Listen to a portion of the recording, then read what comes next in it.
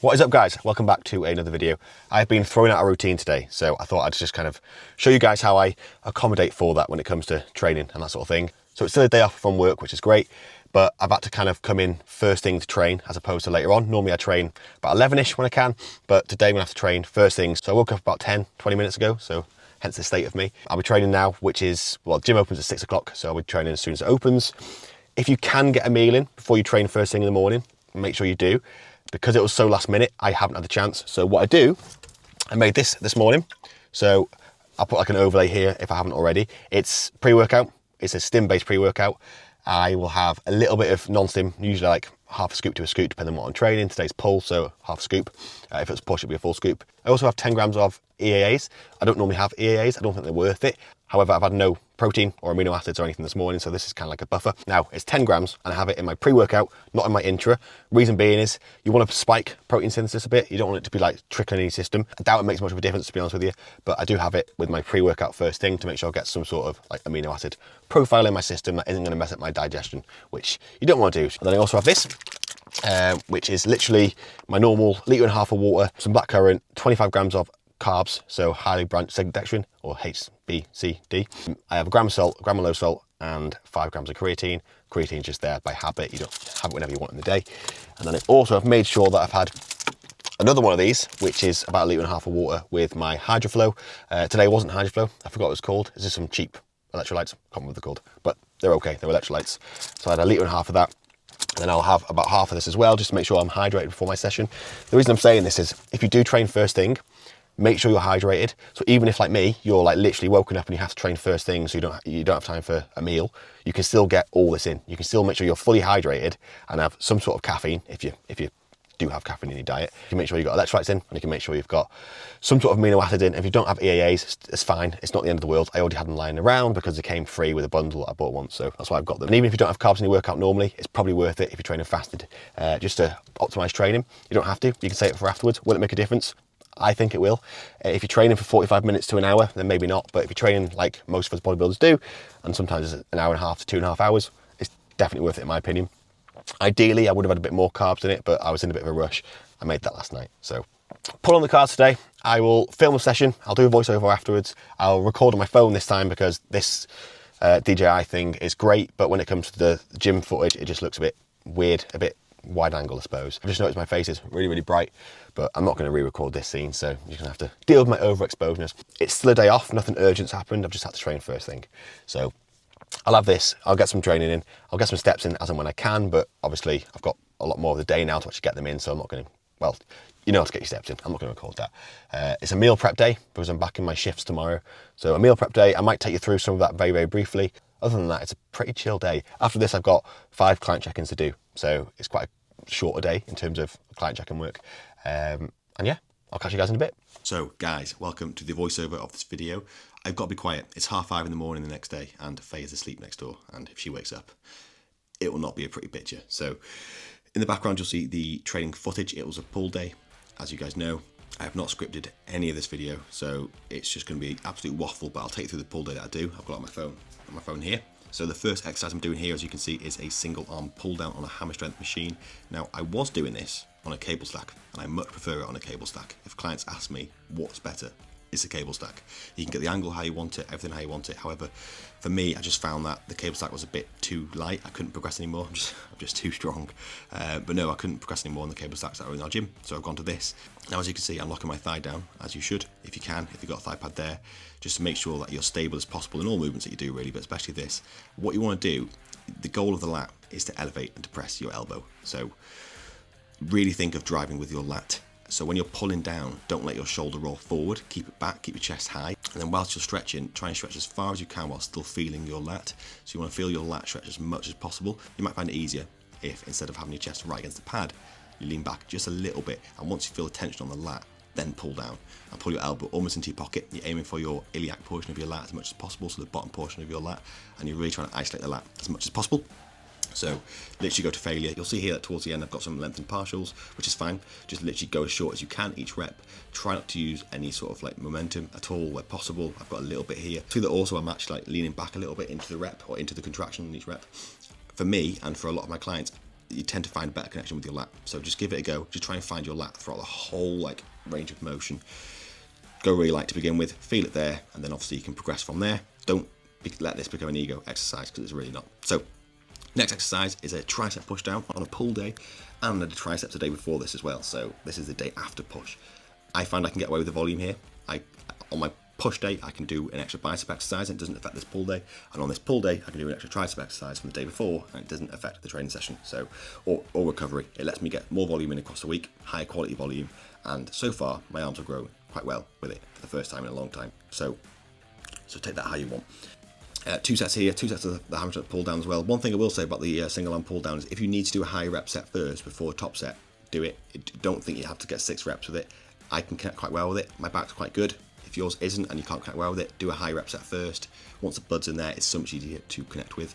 With this tricep push down, it was 3 sets, now it's 2. Just noticing that recovery is very slowly starting to take a hit. So I've got 3 sets down to 2 sets on this, but they're still progressing or maintaining, so that's really good. The next exercise is my bread and butter movement, if you'd like. I don't have a hinge on this pull day because in 2 days time after this, I've got my hinge day, my hinge leg day. So I was doing a barbell row, which I might introduce in my next push-up phase, but for now, I'll keep it as this because I've got my numbers logged.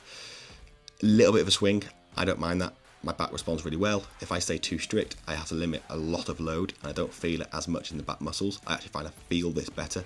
So I do 3 sets. This is the second set, so a little bit of swing. Top set was a bit tighter and the third set again is really tight, but the second set is my like almost fun set if you'd like. So I swing it a little bit, not too silly. I can't get fully short towards the end, but that's fine.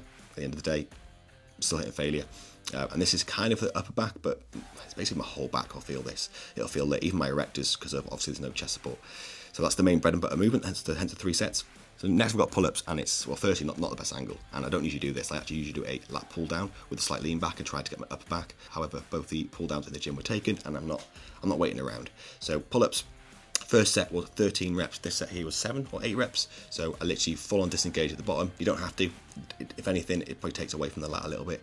I like to do that, it kind of keeps my shoulders, I don't know, there's something nice in my shoulders, it's almost like a stretch at the same time. So again, failure. Try not to have yourself kick up too much at the end like I have here, but very, very good sets. People, pull-ups are so underestimated. I used to load them up and have them as my first movement of a pull day, and have, 2 25 plates or something. However, this feels better. And it's later on in the session, so I don't have to like load up any sort of weight at all, and just make sure to get full range of motion. I then go on to my last pull exercise, which is a single arm row. It's kind of, I'm trying to stretch my upper trap here, as you can see during the stretch, but it is again a full back movement because it really works that mid lat as well. So mainly upper back, a little bit of lat. The first set I'll do pretty much half and half, lengthened and mid range, and then the last set is pretty much all lengthened range. And again, every exercise to failure. This is 2 sets. My back's got the least volume per week because it's my strongest body part. Then I move on to my arms. So you do 2 sets here, again, lengthened and mid-focus, split 50-50. Next set is more lengthened. I actually did 3 sets of this today and 1 set of single arm bicep curl, which I don't normally do. I normally do 2 sets and then a Bayesian curl, but again, cable snaps were taken, busy day in the gym. So 3 sets here and then single arm curl as well, all on this machine. Single arm curl was like a poverty weight, it was like 10 kilos, all in the lengthened range, but felt really good. And then I also did a reverse pec deck, which I didn't film, which was 3 sets, which is still all progressing. And that's literally my pull day. So not the most exciting pull day without a hip hinge or a barbell row, but gets the job done. My back is grown more than ever, the fatigue is less than ever, and I can still train a hip hinge. In my case, it's a belt squat RDL in just 2 days time. So that's my training day. It's a rest day tomorrow. The next clip you'll see is probably me in the post-workout meal. So guys, we're back from the gym and I'm absolutely starving. What I was gonna say is that you wanna have your post-workout meal when you train, well, practically fasted. You wanna have it as soon as possible. Obviously, if you train with a big pre-workout meal, then the timing of your post-workout meal isn't as important. So if I'd have eaten, let's say an hour, hour and a half pre-workout, by the time I got back from the gym, it would have only been within like 4-5 hours max. So the timing of the post-workout meal wouldn't be as important. So obviously it makes sense if you fasted, that post-workout window is a little bit tighter. So what I was gonna say is like get your post-workout meal in as fast as possible. However, I have not even taken my own advice today. I came home and today's the day like before my shift pattern. Sorry, my washing machine's going nuts in the background. Today's like the first day before my shift pattern, which is like 4 days in a row. So I get all the house ready, all my meals ready. So I kind of came home and started cleaning. I put the washing machine on, I cleaned the toilet. Things that obviously I'm not going to record because it's not the most exciting. So I am now way more hungry than I should be. And it's not the most optimal quote unquote thing to do. So now I am making my post-workout meal, which is probably the biggest meal of the day. which normally it would be my pre-workout meal. I think the pre-workout meal is the most important meal of the day, full stop. If you're in a deeper than off season, it's less important because you've always got carbs in your system, in your blood. Well, you've always got glucose in your blood.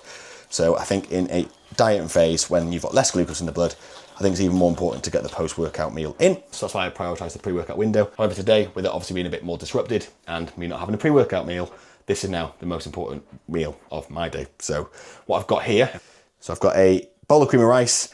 I'm not going to put the macros on for today. That's got dark chocolate, whey, and cream of rice in there.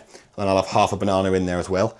The actual macros, or the amounts I've got, is 100 grams of cream of rice / oat mix, 10 grams of dark chocolate, half a banana, so about 50 to 60 grams. I'll weigh it and work it out from there, and 45 grams of whey. So that's my post-workout meal. So what I'll do after this is I'll get some steps in, edit my previous video, and then I'll probably start some meal prep. So I'm going to do my skier bowls, which I have every day for the next 4 days when I'm in work, which you've seen in the previous video. I have a different one on training day and a different one on rest day. And I'm going to do my intros. I'll do my intros for the week as well. There's 2 intros that I need to do. I'll try and do a hyperlapse or time lapse or whatever it's called for the actual meal prep. I'll give it a go. If it's an absolute fail, then obviously you guys won't see it. So it wasn't a fail. I actually managed to do the time lapse. This time lapse here is mainly to show you the importance of meal prep. And we all know the importance of routine and that sort of thing when it comes to hitting your goals, especially physique goals. But when you've got a schedule, that can sometimes be sporadic, or you can be caught off guard sometimes, like I have today, and you have to do something that's slightly out of routine. It's really good to have your meal prep ready and on point, so that you don't have to actually think about food too much. You just have to rearrange your meal order a little bit. You might have to make some macro adjustments here and there, but largely you've got your same meals. You don't think too much about it. You're just changing the times. It's fine. And then you're still hitting your macro targets, you're still hitting your micro targets, you're still getting your veg in. What you see here is I've done skier bowls already. The actual fruit, I don't add to it until on the day of. So I usually add the apple a day or two before, and then the actual berries I add on the day of. Same for the veg with this meal here. So I usually add the veg on the day of. I usually have a little side salad at the moment, and that's just because I don't like the veg and the fruit going too soggy in the fridge. That's the only reason why. Then I've got my intros here. So I only work out twice during my shift patterns. So I only have to do 2 intros, stick them in the fridge, nice and cold and ready to go. And then the pre-workouts I do on the day of as well. You don't have to be too over the top, obviously, but I like to get as much as ready as possible before I start my week, just so it's one less thing or a few less things to think about when it comes to the week. And then I still make my meal 1 on the day, my meal 2, which is a shake on the day, and my meal 5 I usually have with Faye, or I just make like an oat bowl. So yeah, that's it for the time lapse.